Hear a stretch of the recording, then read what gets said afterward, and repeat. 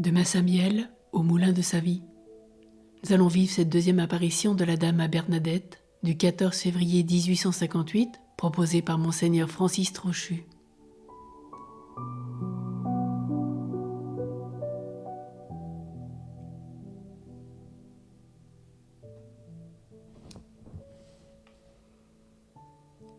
Pour mieux comprendre, nous allons reprendre dès le vendredi 12 février, le lendemain de la première apparition.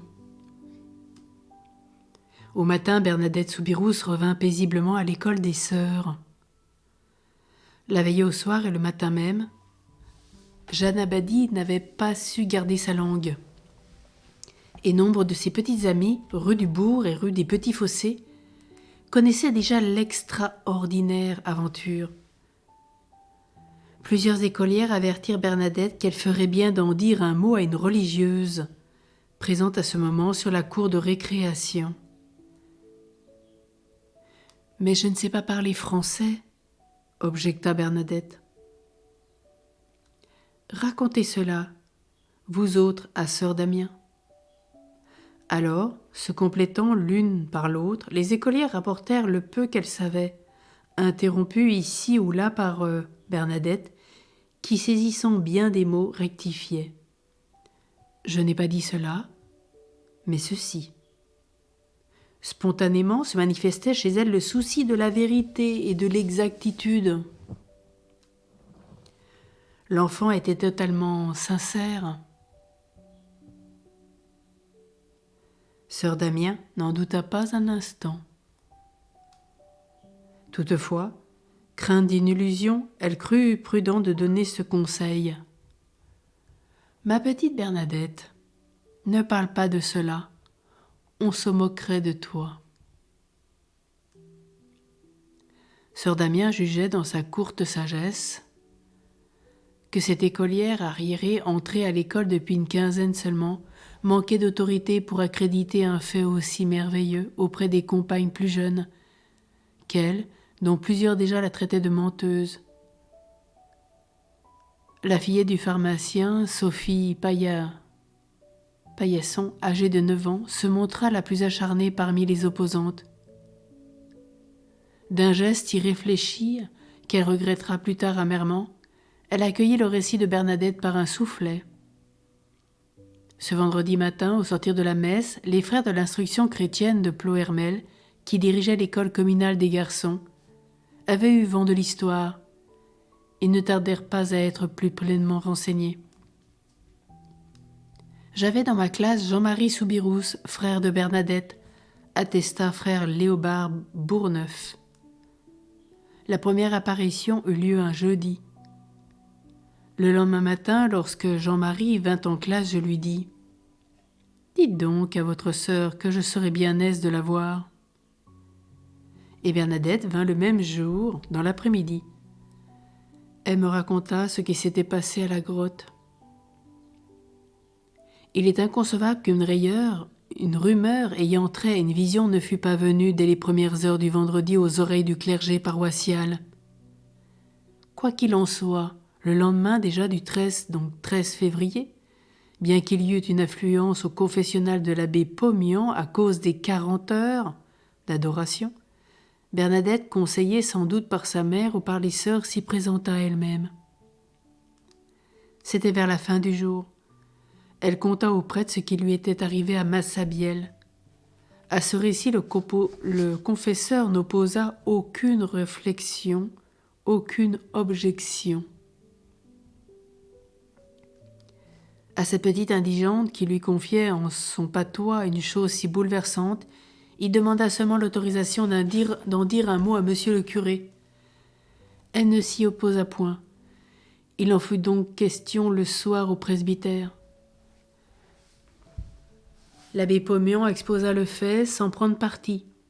Le père Péramal, homme d'autorité qui prétendait bien et à juste titre avoir droit de regard sur tout ce qui intéressait la religion dans sa paroisse, parut surpris que ce premier vicaire, dont il appréciait le zèle et l'intelligence du bien, eût prêté attention à de pareils enfantillages. Le second et troisième vicaire furent mis au courant dans la matinée du dimanche. Le père l'abbé Serre, peu porté à la mystique, eut un bref éclat de rire. L'abbé Pen, jeune prêtre de 25 ans, tout récemment arrivé dans la paroisse, aurait bien risqué quelques réflexions et jugea prudent de se taire. Lorsqu'on demanda à l'abbé Pomian comment était faite cet enfant qui lui avait dit s'appeler Bernadette Soubirous et habitait la minable rue des Petits Fossés, il dut avouer n'avoir entrevu d'elle au confessionnal qu'une trop vague silhouette et être bien incapable de la reconnaître, même sur les bancs du catéchisme, où il ne l'avait encore ni discernée ni interrogée. Et puis vient donc ce 14 février. C'est ce dimanche gras que les bons paroissiens, les Soubirous en étaient, dénommaient plutôt le dimanche des 40 heures au sortir de l'église après la grand-messe. Une douzaine d'élèves des sœurs entourèrent Bernadette. Elles en ont témoigné d'elles-mêmes, et c'est ainsi que leurs noms ne sont pas tombés dans l'oubli. Il y a là en plus, bien entendu, de Toinette Soubirous et de Jeanne Abadie, Augustine Sarrat, Catherine Mangeot, Marie Hilot, Pauline Bourdeux, Justine Soubiès, Thérèse Courroux, Annette Courrèges, Catherine Gramont et Antoinette Casalas. Bernadette sait bien pourquoi toutes ses jeunes amies se pressent autour d'elle. Elle a confié à Toinette son désir de retourner à la grotte ce dimanche. Et Toinette a parlé. Cependant, elle reste réticente. « Je le voudrais bien, explique-t-elle à ses compagnes de classe, mais je n'ose pas demander à maman. » Voilà bientôt toute la bande dans le corridor du cachot. Ma mère ne voulut pas, précise Toinette. Elle finit par dire « Demande permission à ton père. » Nous allâmes chez Cazenave. Mon père était à l'écurie. À la requête de Bernadette, François Soubirous, occupé à panser les chevaux du relais, opposa un non catégorique. « Laisse faire la petite, lui dit doucement M. Cazenave. Si ce qu'elle voit porte un chapelet, ce n'est rien de mauvais. Le père fit un geste évasif, mais qui ne dit rien consent. Satisfaite, la troupe juvénile courut prévenir la mère que toute défense d'aller à la grotte était levée. Au dire de Madame Hilot, ce fut rue des Fossés que l'idée vint à sa fille Marie d'emporter de l'eau bénite. « Que ferons-nous, avait dit Toinette, si c'est quelque chose de mauvais ?» On prit donc au cachot une petite fiole qu'on alla remplir au bénitier de l'église, puis par la rue de Baous et le chemin de la forêt, on s'y dirigea vers Massabielle. En cours de route, d'autres écolières, dont Marie Labelle et Cyprine Gesta, rejoignirent Jeanne Abadie, restée un peu en arrière. Nous étions une vingtaine, toutes pauvres, précises, humblement Toinette, et un peu plus grandes que moi. Ainsi elles marchaient divisées en deux groupes, un peu inquiètes de ce qui allait se passer, n'osant le dire, curieuses seulement de constater si oui ou non Bernadette avait dit vrai. Ainsi s'improvisa le tout premier pèlerinage à la grotte de Massabielle. Bernadette, qui s'avançait en tête, dévala les zigzags du raidillon avec une rapidité extraordinaire. Ses compagnes, au contraire, descendirent lentement, s'agrippant aux buissons. Quand nous arrivâmes au bas de la grotte, rapporte encore Toinette, elle était déjà à genoux. Elle nous fit agenouiller et prendre notre chapelet. De nouveau, l'apparition allait se produire et ce jour-là, il y eut deux phases dans le ravissement. Vers la fin de la première dizaine de chapelets, Bernadette s'écrie « Voici une clarté ».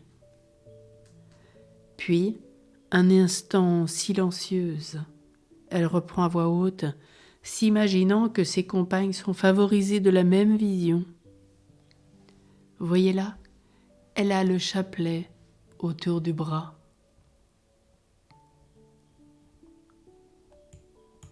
Elle nous regarde. Les jeunes filles s'interrogent l'une l'autre. Aucune n'aperçoit rien. Mais Bernadette s'est relevée, redressant sa petite taille, elle monte de quelques pas vers l'être mystérieux, jusqu'à toucher l'églantier. « Si vous venez de la part de Dieu, lui enjoint-elle, restez. Et d'une main vigoureuse, elle asperge le rocher d'eau bénite. Non seulement cela ne s'en alla point, mais cela affirma par un sourire venir de la part de Dieu. Rassurée, Bernadette revint s'agenouiller parmi ses compagnes. Silencieuse, immobile, elle gardait ses yeux intensément fixés sur le point où cela, Acquérot, paraissait. Marie-Hilo commençait d'alterner avec ses compagnes une nouvelle dizaine, lorsque une pierre tomba du sommet de Massabielle et heurta, avant de rebondir dans le canal, le gros rocher auquel s'appuyait Bernadette. Celle-ci eut un sursaut, puis les mains jointes sur son chapelet, le buste tendu en avant, tout son visage étonnamment pâle sans être livide. Elle resta les yeux attachés sur l'excavation au-dessus de l'églantier. « Elle est morte » s'écrièrent plusieurs des écolières, incapables de reconnaître en cette suspension des sens la merveille de l'extase. À cet instant survenait Jeanne Abadie avec le second groupe d'écolières. La pierre qui tout à l'heure jetait l'émoi devant la grotte, c'est elle qui l'avait imprudemment lancée pour montrer son mécontentement de n'avoir pas été attendue. « Oh, Jeanne !» s'écrièrent les autres, « tu as tué Bernadette !» Mais Jeanne vit bien que Bernadette, agenouillée, ne pouvait être morte. Sa figure, a-t-elle rapporté, était illuminée. Toutes les jeunes filles pleuraient. Je fis comme elle. Elle se concerte. Comment secourir cette pauvre Bernadette? Elle lui crie son nom, la secoue. Bernadette reste comme insensible et continue de sourire. On demande de l'emporter. Nous ne pouvions y réussir, raconte encore Jeanne Abadie. La pente pressentait trop de difficultés. Pourtant, il n'y avait pas d'autres issues. Le canal, maintenant, en son plein, était infranchissable. Tremblant de voir mourir la jeune amie Bernadette, affolée, plusieurs de nos écolières escaladent le flanc de Massabielle et s'y précipitent vers le moulin de Savy. Tandis que Jeanne, laissant Toinette auprès de sa sœur, court d'une traite jusqu'au cachot prévenir les Soubirous. Il est environ 12h45. Aux abords du moulin se promènent monsieur et madame Nicolo, mère et sœur Anne-Marie. Elles consentent à descendre à la grotte et essaient à leur tour d'emmener Bernadette. En vain. Elle a manière de songer que son fils Antoine, solide gaillard de 28 ans, y pourra réussir.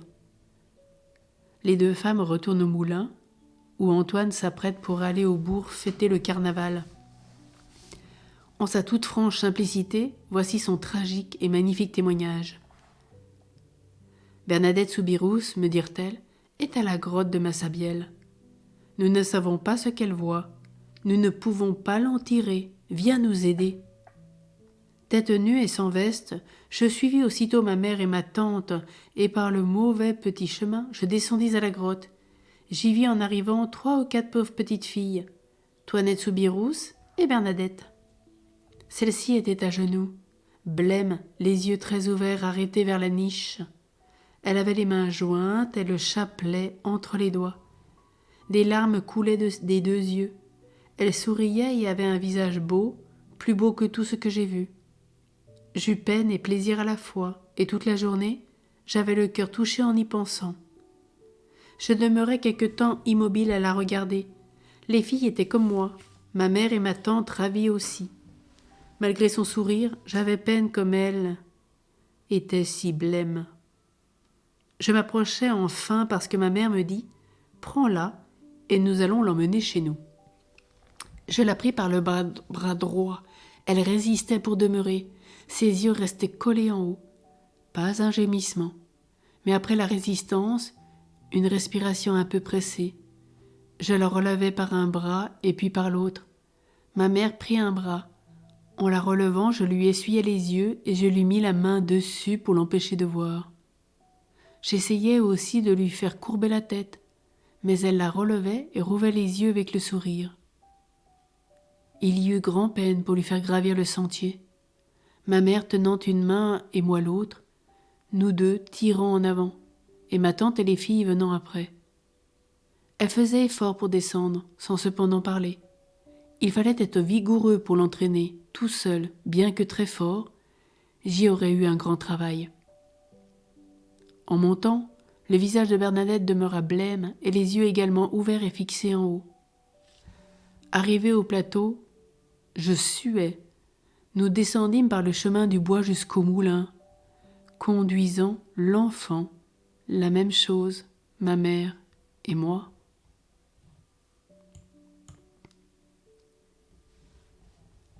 Ma mère l'interrogeait, moi aussi. Elle ne répondait rien. J'étais triste et effrayée. Le visage et les yeux demeuraient comme à la grotte. Des larmes coulaient continuellement. Je lui mettais encore, de temps en temps, la main devant les yeux et j'essuyais les larmes. Les sourires ne cessèrent pas jusqu'au moulin. En entrant sur le seuil même, elle baissa les yeux à la tête et la couleur revint au visage. Nous la conduisîmes à la cuisine et nous la fîmes asseoir. Les filles étaient entrées avec nous. Quand elle fut assise, je lui dis « Qu'est-ce que tu vois dans ce trou-là ? Tu vois quelque chose qui n'est pas joli ?» Elle dit « Oh non, j'y vois une dame très belle. Elle tient un chapelet au bras, elle a les mains jointes. » Bernadette, en disant cela, appliquait les paumes des mains l'une contre l'autre. Je m'en allais ensuite en ville et je passais chez ma marraine, chez sa marraine, la tante Bernarde, qui tient auberge. Je lui racontais la chose et elle dit « Mon Dieu, cette petite, qu'est-ce qu'elle pense d'aller là-bas ?» Entre le lancement de la pierre par l'impulsive Jeanne Abadie et l'arrivée au moulin de sa vie, Bernadette est donc ravie hors d'elle-même. Ni évanouie, puisqu'elle sourit à la fois et pleure, ni cataleptique, puisque, au lieu d'être réduite à l'immobilité d'un cadavre, elle marche, elle résiste pour ne pas être entraînée loin de la grotte, mais extasiée. Pour elle n'existe plus le temps et l'espace. Elle ne saurait dire si la vision dura 1 heure ou 1 minute. Quand elle en sort doucement, sans secousse, elle s'étonne de se retrouver chez les Nicolo. Jusqu'à ce moment, l'apparition n'a cessé de lui être présente, soit que l'extase ait continué en dépit de l'éloignement, soit qu'en réalité la dame, se déplaçant en même temps que Bernadette, ait survolé le raidillon puis le plateau de Massabielle pour ne disparaître qu'au seuil du moulin de sa vie. C'est alors seulement que Bernadette reprend contact avec ce pauvre bas monde. Elle en aura d'ailleurs presque immédiatement une preuve trop manifeste. Voici que sa badine ménagère au point survient chez les Nicolo, flanquée d'une voisine, Cyprine Gesta, et de Jeanne Abadie, Louise Soubirous, qui ne plaisante pas quand sa progéniture ne marche pas droit. Le rassemblement qu'elle découvre en arrivant achève de l'indisposer. Il y avait déjà un plein moulin de monde, rapporte Cyprine Gesta. Des curieux, évidemment, qui avaient rencontré entre Massabielle et Savy la voyante et son cortège éploré. Nous trouvâmes Bernadette assise à quelque distance du feu, continue Cyprine. Les larmes lui tombaient des yeux. Louise, la mère, se mit à gronder sa fille en ce patois dont notre français rend imparfait les nuances. « Comment, petite drôle, tu fais courir le monde après toi ?» Jeanne Abadie remarqua combien Bernadette restait calme. « Mais maman, rétorqua-t-elle d'une voix soumise, je ne dis à personne de me suivre. » La mère levait le poing. « Louise, que faites-vous » lui représenta la femme du meunier. « Pourquoi la frapper ? Votre fille est un ange du ciel. » À ces paroles, la mère Soubirous se laissa tomber sur une chaise et pleura. Elle prit Bernadette par la main et toutes deux s'en retournèrent vers le cachot. Cependant, le bruit se répandait dans l'ourde d'événements extraordinaires survenus à Massabielle.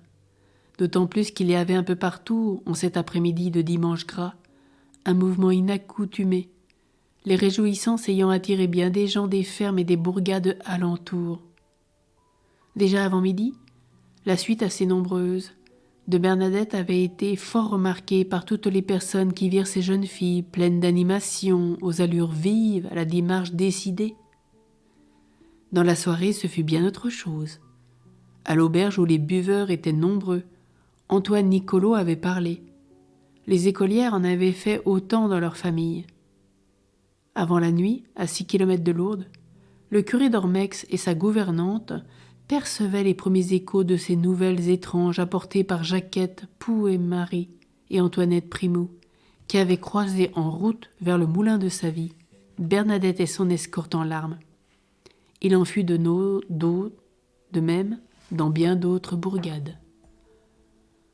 Ainsi se conclut cette deuxième apparition du 14 février 1858.